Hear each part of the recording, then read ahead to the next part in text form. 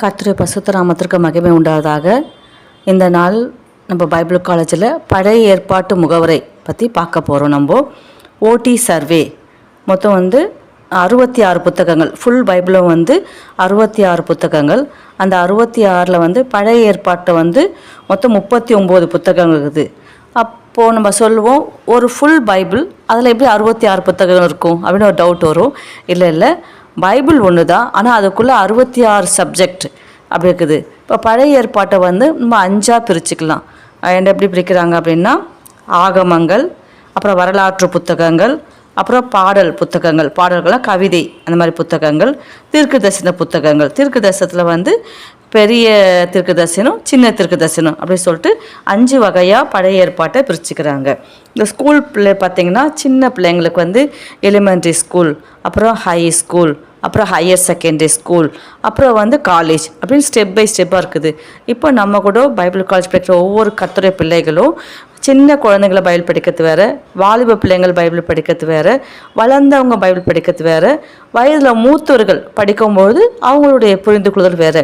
ஆனால் ஒரே பைபிள் தான், எல்லா வயதினர்களுக்கும் ஒரே பைபிள் தான். ஆனால் அந்த ஒரே பைபிள் ஒவ்வொருத்தருடைய படிக்கும் திறனுகளுக்கு ஏற்ற மாதிரி பரிசுத்த உதவி கொண்டு படிக்கும்போது ஒவ்வொரு விதமான வெளிப்பாடுகள் அவங்களுக்கு கிடைக்குது.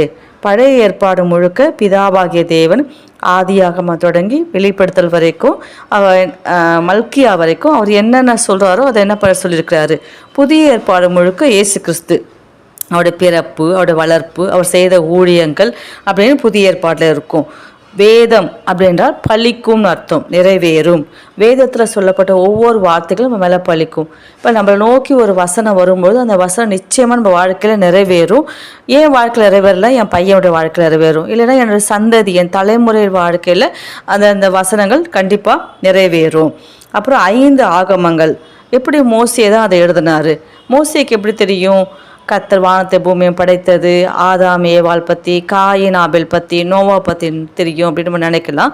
ஆனால் சீனாய் மலையில் கர்த்தர் மோசேயோடு 1 நாள் 2 நாள் இல்லை, 40 நாட்கள் உட்காந்து அவருடைய சிருஷ்டிப்பு எல்லாத்தையும் அவர் சொன்னார்.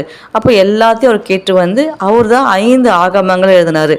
ஆதி ஆகமம், யாத்ராகமம், லேவியர் ஆகமம், எண்ணாகமம், உபாகமம். ஆகமம் மட்டும் 5 ஆகமங்கள் என்ன பண்ணார், அவர் மோசேக்கிட்ட சொன்னார், எழுதிட்டார். அப்போ அந்த 40 நாட்களும் அவர் என்ன பண்ணார், கட்டளைகள் எழுதி கொடுத்தாரு. ஜனங்கள் எப்படி வாழணும், எப்படி நடக்கணும், எப்படி அவங்க கர்த்தரை தொழுது கொள்ளணும் அப்படின்ட்டு கட்டளைகள் எழுதி கொடுத்தாரு. அந்த கட்டளைகளை கொண்டு மோசே கீழே வரும்போது ஜனங்கள் குடித்து ரொம்ப தேவனுக்கு பிரியமில்லாமல் காரியங்கள் செய்யும்போது மோசே அந்த கற்பலைக்கு கோவத்தில் உடைச்சிட்டாரு. ஆனால் திரும்பவும் கர்த்தர் மேலே வைத்த அன்பை நிமித்தமாக திரும்ப என்ன பண்ணார், 10 கட்டளைகளை எழுதி அது கொடுத்தாரு. அதுதான் நம்ம வாசிக்கிற 10 கட்டளைகள். அப்போ அந்த கட்டளைகள் தான் ஒவ்வொரு கர்த்தருடைய பிள்ளைகளுக்கும் அது இதுவாக இருக்குது. புதிய ஏற்பாட்டில் பார்த்தீங்கன்னா பவுல் சொல்லுவார், நம்ம எல்லாருடைய வாழ்க்கையிலும் கண்ணாடி நிழலாட்டம் போல் இருக்குது. நம்ம சரீரம் மகிமையின் சாயலாக மாறணும். அப்போஸ்தலர் நடவடிக்கைகளை சொல்லுவார், அறியப்படாத தேவனுக்கு நீங்கள் ஆராதனை செலுத்துறீங்க. இல்லை, நம்ம அறியப்படாத தேவனுக்குள்ள அறிந்திருக்கிற தெய்வத்துக்கு நம்ம என்ன பண்ணுறோம், ஆராதனை நம்ம செய்கிறோம். 5 ஆகமங்கள் நம்ம பார்க்கணும் அப்படின்னா அதில் யூத மதங்கள், இஸ்ரவேல் மக்களுக்கும் இருக்குது, அவங்க யெகோவா அப்படின்னு சொல்கிறாங்க. கிறிஸ்தவர்களுக்கும் புறஜாதி மக்களாகிய நமக்கும் அதில் 5 ஆகமம் நம்புகிறோம். முஸ்லீம்களும் என்ன பண்ணுறாங்கன்னா, இஸ்லாமியர்களும் அந்த 5 ஆகமங்களும் அதை நம்புகிறாங்க. முற்பிதாக்கள் ஆபிரகாம், ஈசாக்கு, யாக்கோபு. ஆபிரகாமுடைய விசுவாசம், ஈசாக்குடைய கீழ்ப்படிதல், யாக்கோபுடைய போராடி ஜெபிச்சு கர்த்தரை மேற்கொண்டு ஆசீர்வாதத்தை பெற்றுக்கொண்டார். 3 ராஜாக்கள், சவுல், தாவீது, சாலமோன். சவுல் அரமனசோடு, தாவீது முழு இருதயத்தோடு, சாலமோன் பாதி இருதயத்தோடு இருந்தார். 3 ராஜாக்கள் பற்றி நம்ம பார்க்குறோம். பழைய ஏற்பாடு அப்படின்னா என்ன அர்த்தம் அப்படின்னா ஒழுங்குமுறைகள். தேவனுக்கும் மனிதனுக்கும் சில கட்டளைகள், தேவன் என்ன செய்வார், மனுஷன் என்ன செய்வாருன்றது ஒரு ஏற்பாடு, சட்ட ஒழுங்குகளை ஏற்படுத்துகிறார். குடும்ப சட்டங்கள், சமுதாய சட்டங்கள், தேசத்துக்குரிய சட்டங்கள், வாழ்க்கைக்குரிய சட்டங்கள், பிள்ளைகளை வளர்க்கக்கூடிய சட்டங்கள் அப்படின்னு சொல்லிட்டு ஒவ்வொரு சட்டங்களாக அவர் போட்டார். அந்த சட்டங்களை நம்ம நிறைவேற்றணும். அப்புறம் ஆபிரகாமோட சொல்கிறார், நீ அம்மட்டும் நடந்து தெரி, அதையெல்லாம் நான் உனக்கு கொடுப்பேன். ஆபிரகாமுடைய விசுவாசம், அந்த பழைய ஏற்பாட்டில் பார்த்தீங்கன்னா நட்சத்திரத்தில் போல சந்ததியும் கடற்கரை மலையில் போல சந்ததியும் கர்த்தர் கொடுத்தாரு. பழைய ஏற்பாட்டு சட்ட திட்டங்களுக்கு எல்லாம் உட்பட்டது. புதிய ஏற்பாடு ஃபுல்லாகவே கிருபை. பழைய ஏற்பாடு முழுக்க நியாய பிரமாணங்கள், இதை செய், இப்படி செய், அப்படி செய் அப்படின்னு சில சட்ட திட்டங்களும் நியாய பிரமாணங்களும் ஃபுல்லாக பழைய ஏற்பாடு. ஆனால் புதிய ஏற்பாடு வந்து சட்ட திட்டங்கள் கிடையாது, ஃபுல்லாக முழுக்க முழுக்க கிருபைகள் இருக்கும். அப்போ நம்ம இந்த பழைய ஏற்பாட்டை பார்த்தா நம்ம 5 தலைப்பில் பிரிக்கலாம். ஆகமங்கள், நியாய பிரமாண புத்தகங்கள் சொல்லுவாங்க, அது புக் ஆஃப் லா. ஆதி ஆகமம் தொடங்கி உபாகம் வரைக்கும் படைப்பு இருக்குது, வீழ்ச்சி இருக்குது, பிதாக்கள் இருக்கிறாங்க, இஸ்ரவேலோட மக்களோட விடுதலை. இது வந்து நியாய பிரமாண புத்தகங்கள். ஸோ புக் ஆஃப் லா அப்படின்னு சொல்லுவாங்க. வரலாற்று புத்தகங்கள் வந்து ஹிஸ்ட்ரிக்கல் புக்ஸ்.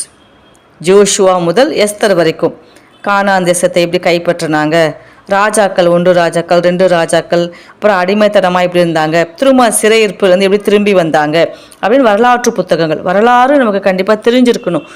அப்புறம் கவிதை புத்தகங்கள், பொயட்ரிக்கல் புக்ஸ். அது என்ன, யோபு முதல் உன்னத பாட்டு வரைக்கும். அதில் முக்கியமாக என்ன இருக்குன்னா தேவ பயம், ஞானம், ஆராதனை. அப்படி தான் கவிதை புத்தகங்கள், பாடல் புத்தகங்கள் சொல்லலாம். தீர்க்க தரிசன புத்தகங்கள் மொத்தம் 17, ஏசையா முதல் மல்கியா வரைக்கும். அதில் பெரிய தீர்க்க தரிசனம் வேறு, சின்ன தீர்க்க தரிசனம் வேறு. அந்த தீர்க்க தரிசனம் முழுக்க எது இருக்குன்னா மனந்திரும்புதல் இருக்கும், எச்சரிக்கை இருக்கும், மேசியாவோட வருகை பற்றி இந்த தீர்க்க தரிசனம் சொல்லப்பட்டிருக்கும். முக்கியமான புதிய ஏற்பாட்டுக்கு அடிப்படையாக எது இருக்குன்னா பழைய ஏற்பாடுக்குது. இதில் தேவனின் மீட்பு திட்டம் இருக்குது, இயேசு கிறிஸ்துவை பற்ற முன் அறிவிப்புகள், மேசியா எப்போ வருவாருன்ட்டு நிறைய சகரியாவில் நிறைய புத்தகத்தில் எழுதிக்குது. பழைய ஏற்பாட்டுள்ள எல்லா நிகழ்வுகளும் நமக்கு உற்சாகப்படுத்தும். ஓ, கானான் தேசத்தை இப்படி வந்து அடைஞ்சாங்களா, இஸ்ரவேல் மக்களை கத்த 40 வருஷம் வனாத்தை நடத்தினாரு, அவர்கள் வஸ்திரம் பழசா போகல, அவர்கள் கால் வீங்கலை. அதனால் அந்த நிகழ்வுகள் நமக்கு பெரிய ஆச்சரியத்தையும் உற்சாகத்தையும் நமக்கு கொடுக்கும். நம்ம ஒவ்வொரு புத்தகத்தையும் நம்ம என்ன பண்ணணுமா, வரலாறு பிரகாரமாக படிக்கணும், கவிதை பிரகாரமாக படித்து நம்ம தெரிஞ்சுக்கணும். குறிப்பிட்ட புத்தகங்கள்லாம் ஆதியாகமம், யாத்ராகமம்.